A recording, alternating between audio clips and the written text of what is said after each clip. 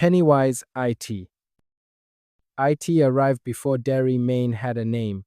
Every 27 years, the town's collective apathy thickens like fog, and children vanish into storm drains or never come home from the carnival. Pennywise is merely the lure, a bright red balloon, a giggling jester behind which squats an alien intelligence older than the glacier that carved the valley. Its menu is fear itself: a leper for the hypochondriac, a drowned father for the grieving son, a werewolf for the horror movie buff. Once the terror peaks, IT reveals the deadlights, three orange orbs that fry the mind like an egg on hot asphalt. Guns are toys, locks are punchlines, and the entire town conspires to forget the body count. The ritual of Chud, an imaginary duel, fought with childhood belief and adult resolve, has worked exactly once, and even then IT only napped. Stand alone and your dessert. Stand together, and you might become the bitter aftertaste IT can't quite swallow. Pennywise, IT ranks as an S, because he is an elder god that eats fear for breakfast and reality for dessert. Alone, you're a happy meal. The losers needed a cosmic ritual and decades of trauma to score a temporary win. Solo survival is statistically impossible. Jason Voorhees. Jason never learned to swim. In 1957, camp counselors were too busy skinny dipping to notice the deformed boy slip beneath the surface of Crystal Lake. His mother's vengeful rampage ended in decapitation, but grief has a long half-life. Jason rose from the lake bottom stronger, angrier, and waterproof. He is method turned muscle. A machete is his default, yet he improvises spear guns, sleeping bags, a liquid nitrogen face smash. He does not sprint, but he never tires. He does not speak, but his silence is a foghorn warning. Crystal Lake is sovereign territory. Trespassers are processed with factory efficiency. Blow off his mask, and you'll see the corpse of a child wearing the body of a tank. Explosives can scatter him, water can slow him, and a lucky decapitation buys daylight, but the lake always calls him home. Jason Voorhees ranks as an A. He is nearly unkillable, yet not immortal. Explosives, deep water traps, or sheer escape distance can buy you hours, sometimes years, before he walks it off. Geography is your only reliable ally. Pinhead. Elliot Spencer solved a puzzle box in the trenches of World War I and found a new calling. Now he trades in sensation so refined it eclipses morality.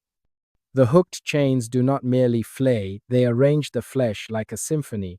The Cenobites are not evil, they are connoisseurs, and humanity is an all-you-can-suffer buffet.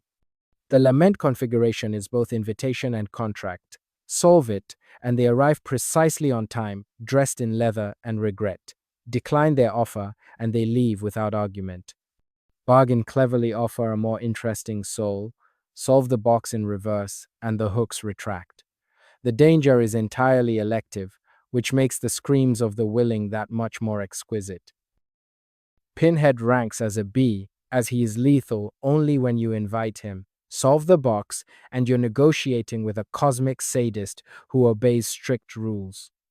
Don't open the box, trade a better soul, or reverse engineer the puzzle and the hooks stay sheathed. You'll be fine. Candyman.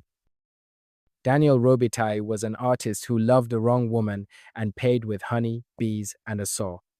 His name became a dare whispered in bathrooms. 5 repetitions, a turn to the mirror, and the hook rips free of legend to find real flesh. He is both myth and wound. Bees pour from his mouth, mirrors fracture into accusatory shards. The hook is intimate, almost tender, before it disembowels, yet belief is his oxygen. Stop saying his name, stop feeding the legend, and he starves. Empathy, genuine sorrow for a century-old lynching can pause the blade long enough to sprint past the housing project's ruins. Burn the mirror, burn the myth, but remember, someone, somewhere, is already counting to 5. Candyman is definitely a B, a vengeful spirit bound to a summoning ritual and communal belief. Mirrors are his doorway, empathy and disbelief are your exits. Leatherface. Grandpa taught him to use a hammer. Mama taught him to wear the mask. Somewhere between the two lessons, Leatherface learned that screaming meat becomes compliant meat. Physically, he is a mountain of panic and muscle. Mentally, he is the sum of every order barked by a relative holding a beer and a cattle prod. The house itself is a snare, bones for wind chimes, a freezer for leftovers, a chainsaw that starts on the first pull. He charges in blind, windmilling the saw like a child with a sparkler. Pain confuses him, sudden noises make him bolt. The family is his leash and his compass. Sever one, and the rest scatter long enough for a sprint to the highway if you can find it past the sun-bleached scarecrows and stolen license plates. He bleeds when cut, he cries when scolded. Exploit both. Leatherface ranks as an A. He is a chainsaw-wielding berserker backed by a cannibal clan, mortal, startle-prone, and mentally tethered to family orders. Injure him, break the pack, or simply outrun the gas tank and daylight remains an option. Ghostface. There is no Ghostface, only the mask. Beneath it rotate disgruntled boyfriends, fame-hungry cousins, and film students who took the syllabus too literally. The calls come first: trivia, threats, the sound of a knife being sharpened in Dolby Surround. Then the front door swings open, and the rules of the slasher are recited like scripture before the blade drops. Two killers are standard, one for the chase, one for the reveal. They trip, they bleed, they monologue. A well-placed kick to the groin buys seconds, a second-story window buys minutes. The trick is remembering that behind the robe is a human who bruises, who drops the knife, who might just hesitate when the final girl stops running and starts swinging a fireplace poker. Horror literacy is your shield, dumb luck is your sword. Ghostface ranks as an A. Human killers with a playbook, 2-on-1 ambushes, phone terror, and horror trivia pop quizzes. They bruise, bleed, and monologue. Fight smart, break the mask, expose the partner, and the odds tilt quickly. Chucky. Charles Lee Ray was a serial killer who refused to let death cramp his style. A voodoo ritual crammed his soul into a good guy's doll, and suddenly the toy aisle became a crime scene. Knives, rat poison, electrocution via game console, his creativity scales to his size. He is 3 feet tall and furious about it. Kick him down the stairs and he tumbles like a football. Shoot his head off and the body keeps crawling. Burn the doll and the ashes whisper voodoo curses. The weakness is literal. Once the plastic shell is shredded, the soul is homeless. Until then, every toy box is a potential ambush. Chucky is also a B. He is a pint-sized serial killer in a toy shell. Clever, but plastic burns and denim rips. Once the doll is shredded, the immediate threat ends. His biggest edge is being underestimated until you punt him into a fireplace. The Creeper. Every 23 years, a rusted truck rattles down forgotten highways, its driver a winged thing older than the asphalt. For 23 days, it harvests organs like a farmer picking peaches, eyes for sight, lungs to taste fear, a heart to keep the cycle beating. It smells what it needs and dives from the sky with talons that shear steel. Bullets annoy, decapitation or a destroyed heart ends the spree. Daylight forces it to roost in abandoned churches and corn silos, buying time until sunrise. The calendar is rigid, outlasts the feeding window, and the beast hibernates until the next generation is old enough to drive. The Creeper is a C. It's a winged demon on a strict 23-day timer, strong, fast, and airborne, but daylight grounds him, and massive trauma decapitation, heart destruction, finishes him for good. Mark the calendar and stay indoors at dawn, so you could definitely beat him. Freddy Krueger. Before the claws and fedora, Freddy was flesh, a child murderer who escaped justice on a technicality. The parents of Springwood took the law into their own hands, burning him alive in the boiler room where he committed his crimes. What rose from the ashes was no ghost, but a parasite of the subconscious, feeding on fear the way a leech feeds on blood. He owns the night, A bedroom can stretch into an endless corridor, stairs can melt into sticky tar, and the sweater your mother knitted can sprout razor wire.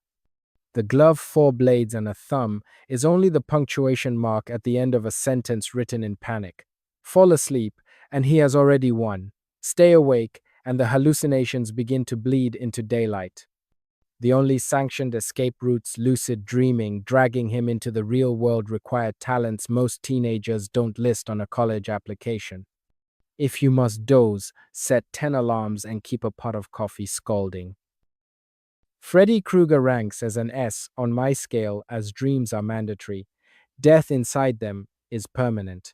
Even armed with lucid dreaming hacks, most victims fold under personalized nightmares. The 5% survival rate exists only for prodigies who can nap with one eye open. Michael Myers. 6-year-old Michael's first act was to butcher his sister on Halloween night in 1963. 15 years locked away did nothing to dim the darkness. If anything, the institution merely incubated it. When he slipped his leash in 1978, he returned to Haddonfield like a tide of black water, drawn to babysitter Laurie Strode with the inevitability of a compass needle seeking north. Every sequel has tried to explain him cursed bloodlines, druid cults, rebooted timelines, yet the simplest truth endures. He is the void in human form, an absence where empathy should be. He does not run, does not speak, does not hesitate. Kitchen knives, fence posts, a hammer pulled from a workbench, whatever is closest, becomes an extension of his will. Suburban streets, hospital corridors, even a quiet living room are transformed into abattoirs the moment he appears. Gunshots stagger but never stop him. Fire merely chars the surface. Only 2 things have ever slowed him down: the single-minded obsession of Dr. Loomis and the sheer statistical miracle that is Laurie herself. If you meet him, do not bargain. Do not hide behind locked doors. Pray instead that someone with a handgun and a death wish is within earshot. Michael ranks as an S because he is unkillable, unfeeling, unerring, gunfire, fire. Even a mineshaft barely dent his stride. His only limits are narrative convenience and Loomis-shaped plot armor. You can't outrun what refuses to die.